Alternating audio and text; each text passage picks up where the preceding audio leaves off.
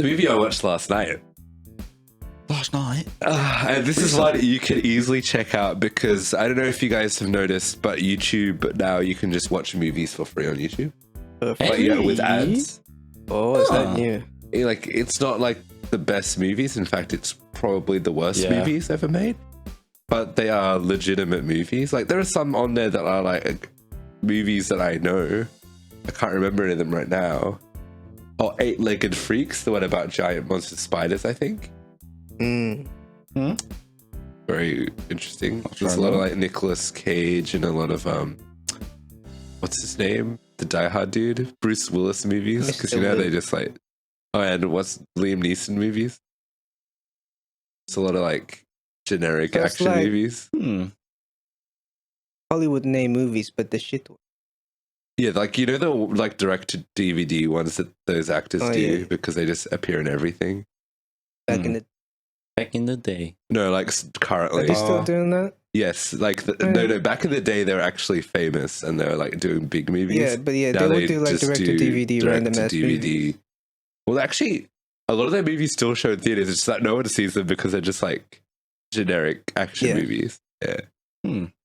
Like, but I understand why Bruce Willis does it. It's because of a thing happening in his life, and he's trying to like get a lot of money before he gets very old, essentially. But this pension. no, because man's like he's got like a illness. Yeah. Mr. So yeah. Lots of just like random movies, which is like good for him, get that paycheck. But yeah, those sort of movies are on YouTube. Yeah, and you can just watch them. I'm trying to think of like more like notable films that are ever being on there. The Room's on YouTube. I mean, like officially, like on YouTube, Hollywood. But yeah. But anyway, the movie I watched last night was. I'm not sure if this is the right title. I might have got it a bit wrong. But it was. I'm pretty sure it's called The Man Who Killed Hitler, then Bigfoot. Because we went, a title like that. Let's look at the Rotten Tomatoes score. And it was like 70 something. They're like, okay, this could actually be a good movie. And we're like, okay, let's watch it. And it stars Sam Elliott of Marmaduke fame, like that dog movie. He's also in he's in a bunch of things like I don't know. I think of a Good Dinosaur. He's in that movie. He was in the Hulk 2003 movie. He's in other things. But anyway, yeah, this was him. It's I fucking hated this movie. Like we watched it as a group, right? And everyone was like going, me and Sunday, we kind of like joked, like we were very excited to watch it. We were just keeping that like up till the end, but we both absolutely hated it.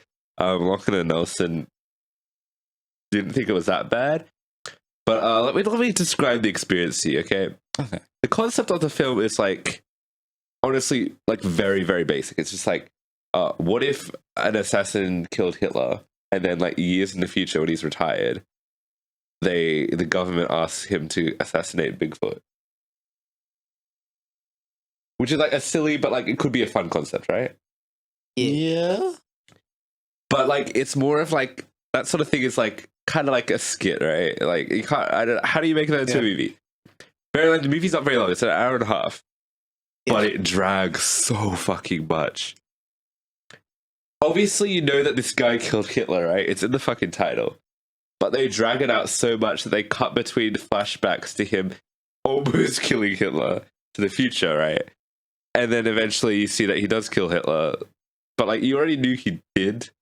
But like, why drag out this flashback? Are they trying to connect like killing Hitler as being similar to killing Bigfoot? It's quite. There's a lot of themes in it. Like, it's weird because it's kind of like, he kind of regrets killing Hitler because it's just like killing a person is bad. I don't want to spoil the movie for you, but it does affect choices he'll make later on. But how does that relate to killing Bigfoot? Yeah, you'll see once you see the movie, right? I don't want to spoil it just in case you do want to watch this movie, but it's not a good movie. Just like putting it out there. It's very low budget, and like for what it's kind of impressive what they managed to achieve on a low budget. But also, it still looks like a low budget movie. So when luckily, I don't know, Nelson was going like, "Oh, this is visually stunning." I was thinking to myself, "What the fuck are you talking about?" Half the movie is overly saturated. Like the greens of the grass, it's like bright green in your face when it cuts from like a scene in the dark, and then it'll just smack you with this. The saturation of this movie is like honestly very hard to watch, at least to me. Like I just like, what the fuck am I looking at? I thought it was going to be a comedy because it seems like a comedy. The film starts off, the dude infiltrates Nazi.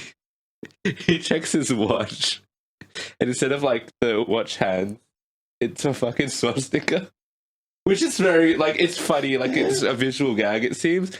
I thought that'd be the tone of the movie. It's not. That was the only thing that was funny in the movie. Was it meant to be funny? I assume it was because like that's a fucking funny thing. The swastika, yes. It is Nazi time. It's Nazi time. It was He kills Hitler. That's pretty cool. It's pretty interesting of them. They pad it out with so much drama, but like 90% of this movie, I'm not even kidding, is guy reaches at a box and looks inside a box to be like, the memories, including in flashbacks and in the future. It's just a lot of people looking at boxes. And it comes back at the end, and they were like, are we going to get to see what's inside this particular box? And he's Pandora's like, no, box is not real. Today. Yes, Pandora of Avatar fame. Yes. That's a reference. Well, yeah. But this movie was fucking atrocious. The opening action sequence. They try. Also, this movie's like trying to do like a Logan, like where it's like old grizzled man who's not clearly on his prime, but he's still got some tricks up his sleeve. You get an action sequence at the start of this, just 3 random thugs like kind of robbing his car, and you get a fight scene that's said to be like he's like brutal, but none of his like punches like connect. It's just like, it's a fight scene that you have to see because there's just no impact or weight to any of his hits. It's just like literally an old man and then everyone acting to his fighting. You know what I mean? Everyone like reacting. Yeah. The sound mixing for it was terrible. Some of the cinematography was nice, but like the editing really fucked it up because the sound was really bad. I don't get why everything was super saturated all the time. They give the illusion of being visually stunning. Yeah.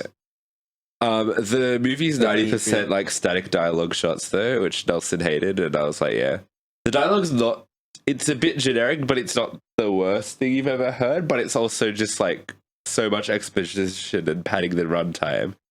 And at the end, it's kind of like it's not just like he's killing Bigfoot. There's a plot to do with a disease. Low-key predicting COVID. Nazi COVID. But I like when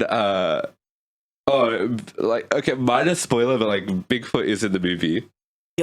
A guy in a gorilla costume. Yes, and it's a guy in a costume, right? But it's not a bad costume. It's all right. It looks very goofy, but like it's not the worst.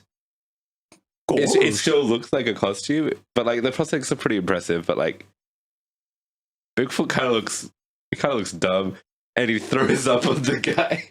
He projectile vomits, and it's disgusting. Comedy moment. And the movie Sunday predicted how the movie would end as a joke, and then it ended as Sunday predicted it would be. Also, like, I'm pretty sure that I can't confirm or deny about this fact because I'm not gonna lie, it wasn't a very engrossing movie. But I think the character just like randomly. I don't think they kind of show that he's like a reclusive dude, but I don't think they show that he's like socially awkward. But at the end, he kind of just turns to his brother. They're watching his nephew's like performance, like a kids play thing, they do like productions, and the he's just playing a butterfly, and then he turns to his brother like unprompted and goes, "You know, a lot of butterflies are dying this year." And I was like, movie end. Did they establish his character was just like socially awkward because he's like an assassin and all that jazz early in the film, or like, because I don't think they did. I thought he just like communicates normally to people, but like just out of nowhere it's just like, oh, okay, now he's just talking about killing a Here's death. the thing about butterfly. I don't remember, like, I feel like that was that